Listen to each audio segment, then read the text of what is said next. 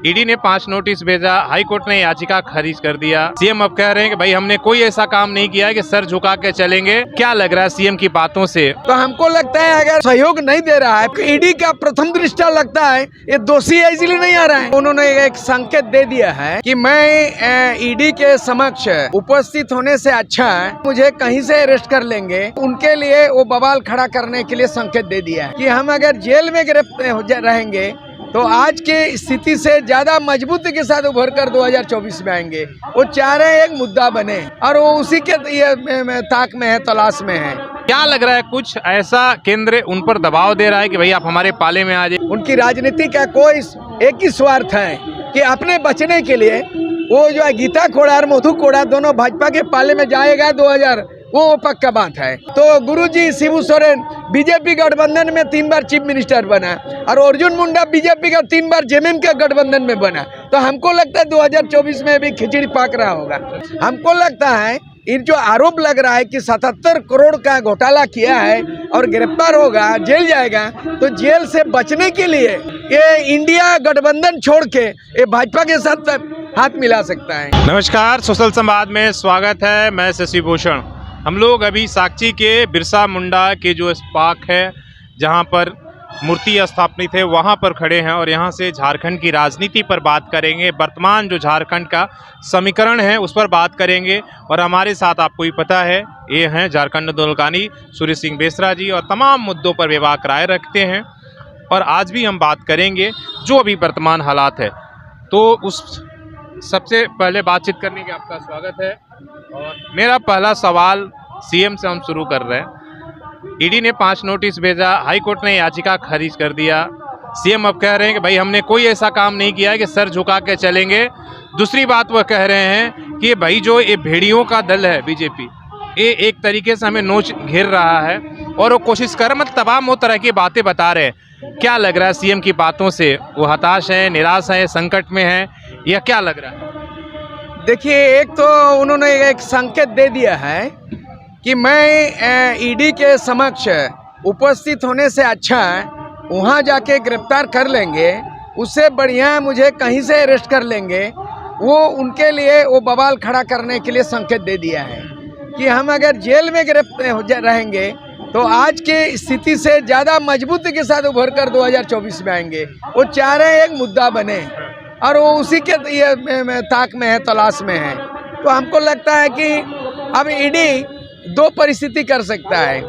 समन जारी भी करता है तो वो जब तक आरोपित नहीं होगा, जब तक चार्ज फ्रेम नहीं होगा, जब तक मुख्यमंत्री हेमंत सोरेन पर चार्ज फ्रेम नहीं होता है, उन पे एफआईआर दर्ज नहीं होता है, तब तक कानून उसको गिरफ्तार नहीं कर सकता है।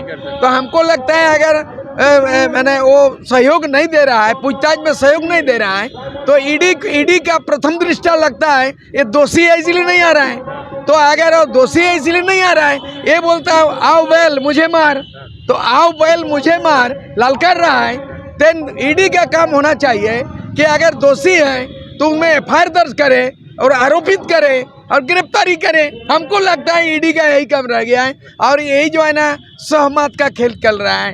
ये बोलता है आने से गिरफ्तार करेंगे, दोषी ठहराएंगे, और ये नहीं आने से हमको गिरफ्तार करे। बस इसमें ये नोटंकी चल रहा है दोनों के बीच में। ये भी कह रहे हैं कि भाई देखिए इनके यहाँ तो दबाव चल रहा है, जो इनके पाले में चला गया सही है और नहीं मतलब गया तो वो ये है। तो क्या लग रहा है कुछ ऐसा केंद्र उन पर दबाव दे रहा है कि भाई आप हमारे पाले में आ जाए? कुछ राजनीति का गठजोड़ चल रहा है लोकसभा चुनाव को लेकर? हमको जहां तक अभी पता चला कोल्हान में एक बड़ा विकेट लेने के फिराक में बीजेपी है। पिछले बार अमित शाह चाईबासा आए थे, उन्होंने कहा कि एक आदिवासी सीट चाईबासा दीजिए, आप एक दीजिएगा, मैं आपको नरेंद्र भाई मोदी का सरकार दे देंगे 2024 में।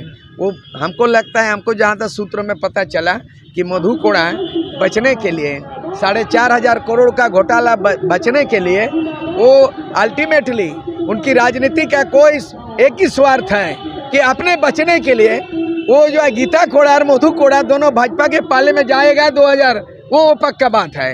और दूसरा चीज़ है, इसको ऐसा भी हमको अंदेशा लग रहा है कि जो डर दिखा रहा है कि जाने से गिरफ्तारी होगा और ये बीजेपी के खिलाफ राग अलप रहा है, हमको लगता है इन जो आरोप लग रहा है कि 77 करोड़ का घोटाला किया है और गिरफ्तार होगा, जेल जाएगा, तो जेल से बचने के लिए हमको लगता है ये इंडिया गठबंधन छोड़ के ये भाजपा के साथ हाथ मिला सकता है। अलग चुनाव लड़ने के समीकरण भी दबाव तो हो रहा है कि भाई कांग्रेस से अलग लो, ये भी तो हो सकता है कि साथ में नहीं होगा। भाई ये जो हमको लगता है कि दिल्ली के जब होम मिनिस्टर के साथ वार्ता हुई थी मुख्यमंत्रियों का कोई मुद्दों को लेकर के, ठीक है, उस मुद्दों में कोई राय मशूरा हुआ होगा और तब जो है ना ये ईडी नॉर्मल दिखाई दे रहा है और ये ज़्यादा आक्रामक हेमंत सोरेन नहीं दिखाई दे रहा है। हमको लगता है दो परिस्थिति हो सकता है, या तो ये आप कांग्रेस गठबंधन से अलग होके अकेले चुनाव लड़ लो, ये भी हो सकता है इसी में। तो इसमें बीजेपी का खत्म, और अगर दोनों को खंडित जनादेश मिल गया तो गुरुजी शिबू सोरेन बीजेपी गठबंधन में 3 बार चीफ मिनिस्टर बना और अर्जुन मुंडा बीजेपी का 3 बार जेएमएम के गठबंधन में बना। तो हमको लगता है 2024 में भी खिचड़ी पाक रहा होगा। ये तो जेएमएम और की बात हुई, लेकिन